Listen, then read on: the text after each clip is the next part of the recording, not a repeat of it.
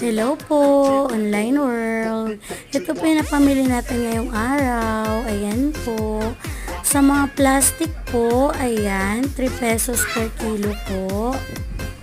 Sa ating lata po, ayan, 5 pesos per kilo po. Ayan pa po, 3 sako po yung ating lata. Sa mga plastic bottle po na ito,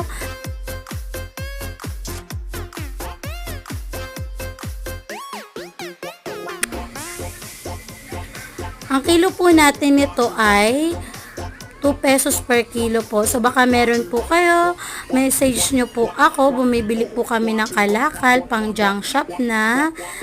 Pumipick up po kami around Nueva Ecija, Tarlac, Pampanga, boundary po ng Bulacan, boundary po ng Pangasinan, at boundary po ng Nueva Vizcaya. Thank you for watching.